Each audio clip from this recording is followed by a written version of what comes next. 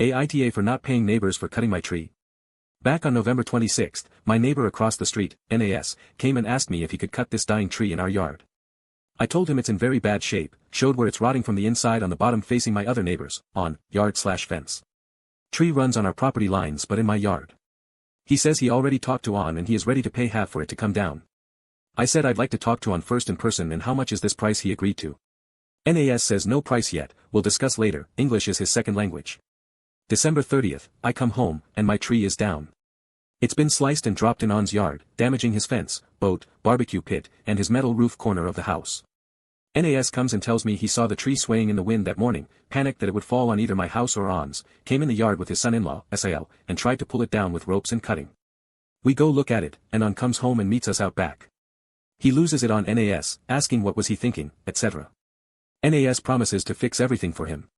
On leaves, and I ask NAS and still I had no idea they were coming to do this, how much was this even going to be since they spoke with On before me back on November 26th.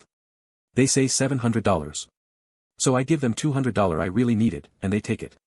One half, I go speak with On as he went out of town for a few days.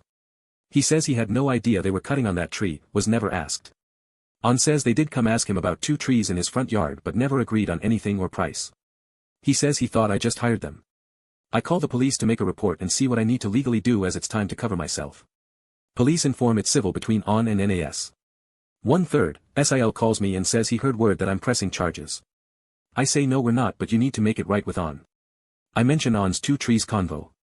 SIL says must have been a big miscommunication. 1/11, NAS and SIL finally get tree out of On's yard. Afterwards, they come let me know. I tell them I appreciate them taking care of this disaster, and I figured they did do a lot of work, tried to make ends meet with On, and offered to give them $150 more to reach $350 total and I know On definitely isn't paying anything. They take the money, leave, then come back 5 minutes later and demand to be paid fairly for their work. I said what?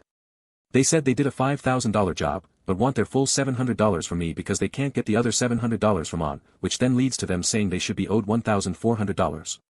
NAS then says he saved my wife and I's, lives by cutting that tree. I lose my mind at this point, very irate, and say I have a baby on the way, money is tight, who in the world just decides to come cut someone's tree with no agreement of price in place or discussion with On who has items right underneath? NAS asked if he could come in the yard to fix On's fence. I said do not ever step foot in my yard again. Ita.